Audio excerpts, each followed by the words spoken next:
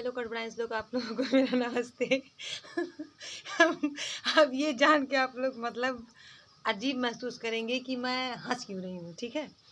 तो बहुत लॉजिक वाली बात है जिसकी वजह से मेरी हंसी रुक नहीं रही है और आप लोग सुनेंगे ना तो आप लोगों को भी हंसी लगेगी, बहुत ही ज़्यादा हंसी लगेगी, क्योंकि मेरे साथ ऐसा हादसा हुआ कि शायद ही किसी के साथ होता हो।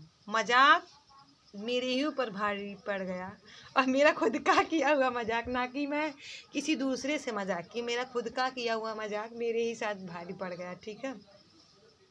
जानते वो बात क्या है? पहले पूछिए क्या है तब बताएंगे।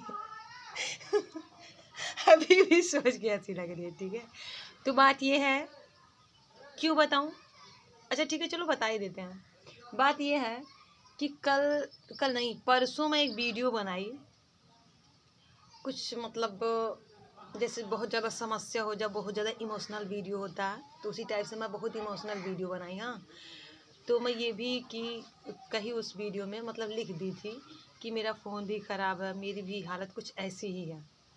और उसके बाद से वो वीडियो डालने के बाद जानते हैं क्या हुआ? हे भगवान, मेरी तो जैसे उस समय जान ही निकल जाती। मैं आप लोगों को क्या बताऊं, समझ लीजिए मैं ज़िंदगी और मौत के बीच से मैं उभर के आई हूँ आज आपके पास, आपके सामने तीसरे दिन। मुझे तो ऐसा लगा कि अब मेरा यूट्यूब छूट गया, मेरी दुनिया ख़त्म हो गई। इतना टेंशन कि मैं क्या बताऊँ। मेरा फ़ोन, इतना ज़्यादा टेंशन हो गया मुझे कि मैं क्या बताऊँ। जानते हैं क्यों? मेरा फ़ोन वो वीडियो डालने के बाद ऑटोमेटिक मेरा फ़ोन बंद हो गया।